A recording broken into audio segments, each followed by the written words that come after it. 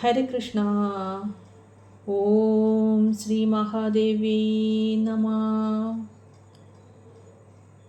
ശ്രീ ലളിതാ സഹസ്രനാമ സ്തോത്രത്തിലെ 51 ശ്ലോകമായ ദുഷ്ടദൂര ദുരാചാരശമനീ ദോഷവർജിത സർവജ്ഞ സാന്ദ്രകരുണ സമാനാധികവർജിത എന്ന നാമം വരെയുള്ള അർത്ഥമാണ് നമ്മൾ പറഞ്ഞത്. ഇനി 52 ശ്ലോകമായ സർവശക്തിമയീ സർവമംഗലാ സദ്ഗതിപ്രദാ സർവേശ്വരീ സർവമയീ സർവമന്ത്രസ്വരൂപിണി എന്ന ശ്ലോകത്തിലെ നാമങ്ങളുടെ അർത്ഥം നോക്കാം.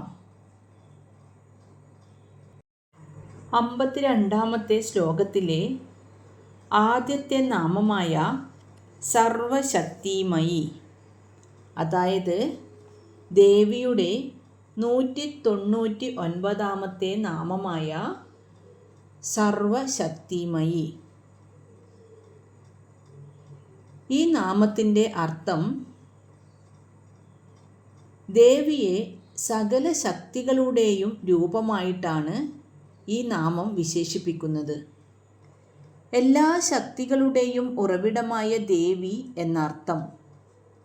പ്രകൃതിയിലെ കാറ്റ്, തീ, മഴ തുടങ്ങിയ ഭൗതിക ശക്തികളും നമ്മുടെ ഉള്ളിലെ ഇച്ഛാശക്തി, ബുദ്ധിശക്തി, പ്രാണശക്തി തുടങ്ങിയ ആത്മീയ ശക്തികളും ദേവി തന്നെയാണ്.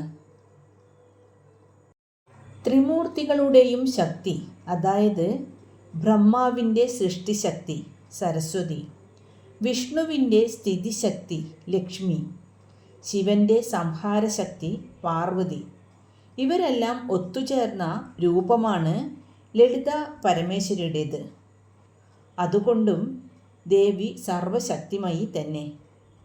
മഹിഷാസുരനെ പോലെയുള്ള അസുരന്മാരെ നേരിടാൻ ത്രിമൂർത്തികൾക്ക് തനിച്ച് കഴിയാതെ വന്നപ്പോൾ ബ്രഹ്മാവ്, വിഷ്ണു, ശിവൻ എന്നിവരുടെയും മറ്റു ദേവന്മാരുടെയും ശരീരത്തിൽ നിന്ന് ഒരു തേജസ് പുറത്തു വന്നു.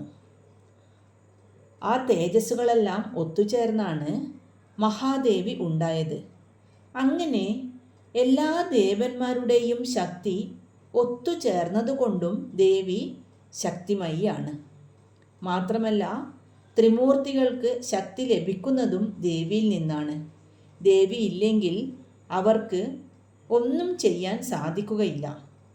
ശക്തിയോടു കൂടി മാത്രമേ ശിവന് പോലും എന്തെങ്കിലും ചെയ്യാൻ കഴിയുകയുള്ളൂ. ഒരു ഉദാഹരണത്തിലൂടെ ഇതിനെക്കുറിച്ച് മനസ്സിലാക്കാം. വൈദ്യുതി ഉണ്ടെങ്കിൽ മാത്രമേ ഇലക്ട്രോണിക് സാധനങ്ങൾ പ്രവർത്തിക്കുകയുള്ളൂ. വൈദ്യുതിയാണ് ഫാനിൽ കാറ്റായിട്ടും ഹീറ്ററിൽ ചൂടായിട്ടും ബൾബിൽ വെളിച്ചമായിട്ടുമൊക്കെ മാറുന്നത്. ഓരോന്നിലും വൈദ്യുതിയുടെ പ്രവൃത്തികൾ പലതാണെങ്കിലും അതിൻ്റെ പിന്നിലെ ശക്തി ഒന്നു തന്നെയാണ്. അതാണ് വൈദ്യുതി. അതുപോലെ ഈ പ്രപഞ്ചത്തിൽ നാം കാണുന്ന എല്ലാ ചലനങ്ങളുടെയും മാറ്റങ്ങളുടെയും പിന്നിലുള്ള ഒരേയൊരു മഹാശക്തിയാണ് ദേവി. ഇനി ദേവിയുടെ 200 നാമമായ സർവമംഗള. അങ്ങനെ നമ്മൾ ദേവിയുടെ 200 നാമത്തിലേക്ക് എത്തിയിരിക്കുകയാണ്.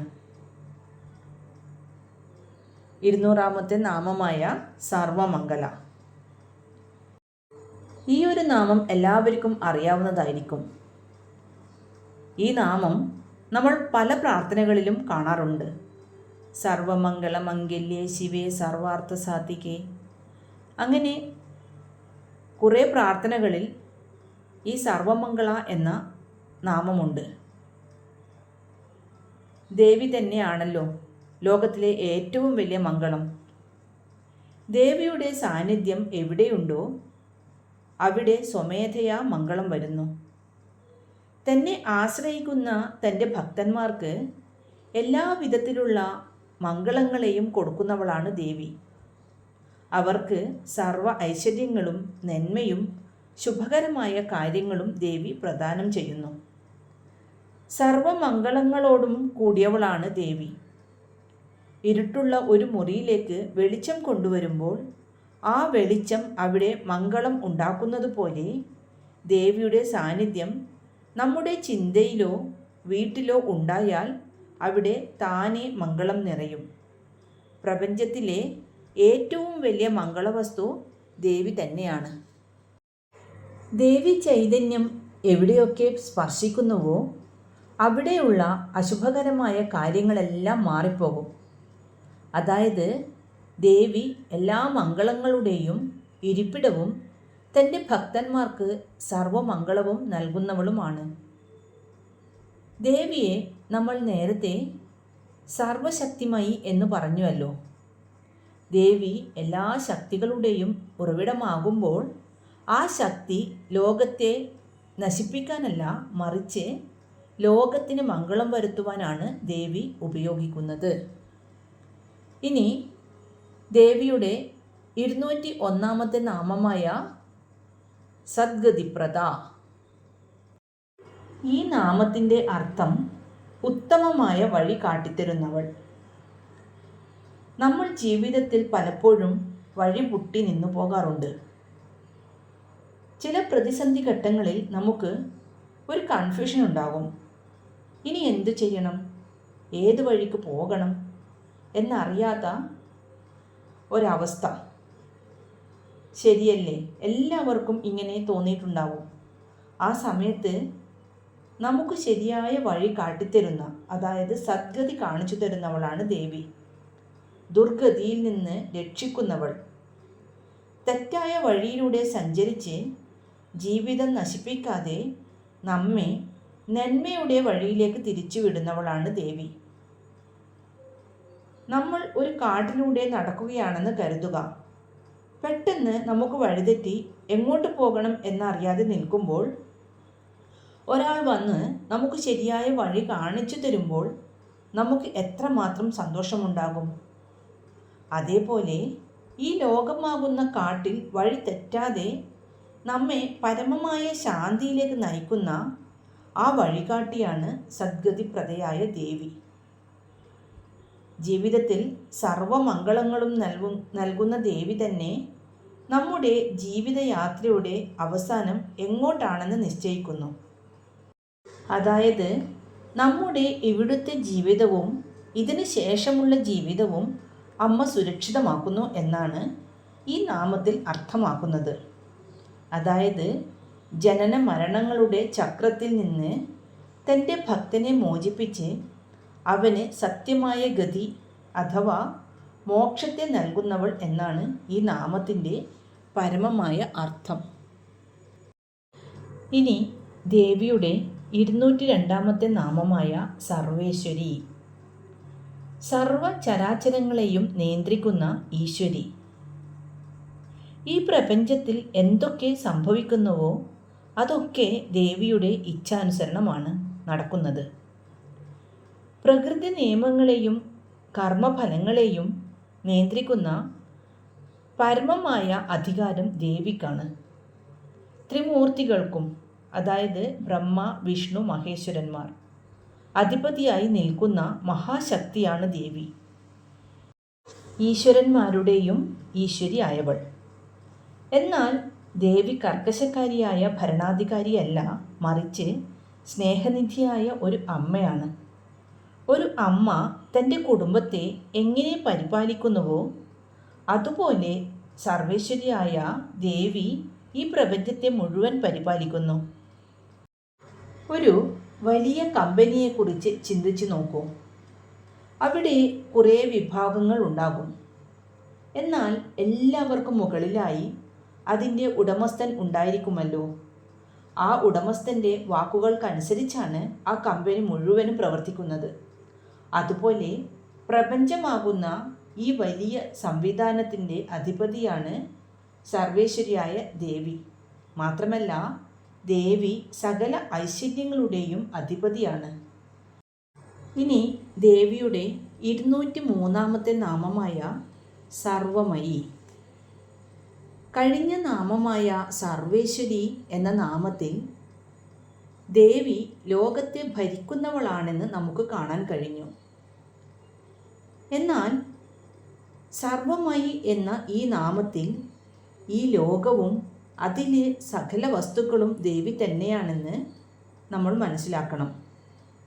അതായത് സർവമയി എന്നാൽ സകലതും ദേവി തന്നെ, എല്ലാ ചരാചരങ്ങളിലും നിറഞ്ഞു നിൽക്കുന്നവൾ.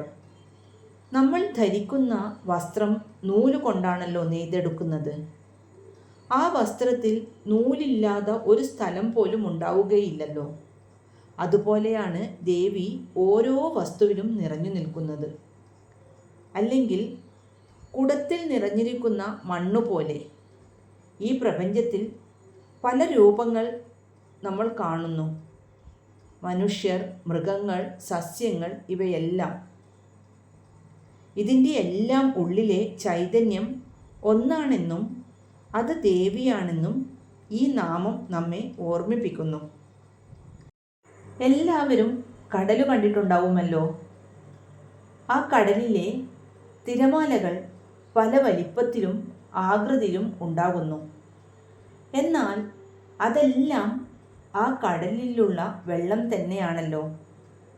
വെള്ളമില്ലാതെ തിരമാലകൾ ഉണ്ടാവില്ല. അതുപോലെ പല രൂപത്തിലുള്ള ഈ പ്രപഞ്ചം മുഴുവൻ ദേവിയാകുന്ന വെള്ളത്തിലുണ്ടായ തിരമാലകളാണ്. അതുകൊണ്ട് ദേവി സർവമയി ആകുന്നു.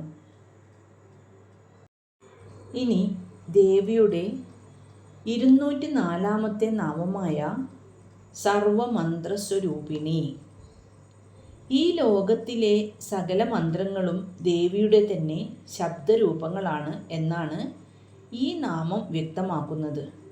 അതായത് ഈ പ്രപഞ്ചത്തിലുള്ള എല്ലാ മന്ത്രങ്ങളും, അതായത് ഗായത്രി മന്ത്രം, പഞ്ചദശാക്ഷരി മന്ത്രം തുടങ്ങിയവ, ഇവയെല്ലാം തൻ്റെ തന്നെ സ്വരൂപമായിട്ടുള്ളവളാണ് ദേവി. ഈ പ്രപഞ്ചം ഉണ്ടാകുന്നത്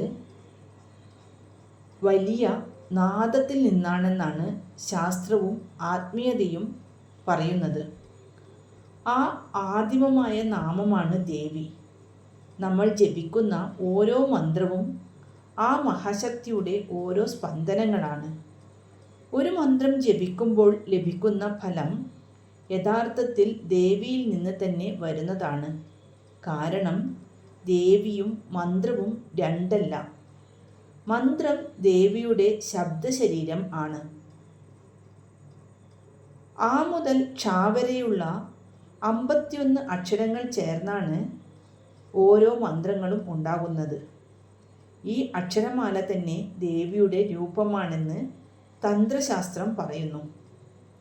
ഒരു വാക്കും അതിൻ്റെ അർത്ഥവും എങ്ങനെ വേർപിരിക്കാൻ കഴിയാത്തതാണോ അതുപോലെയാണ് മന്ത്രവും ദേവിയും.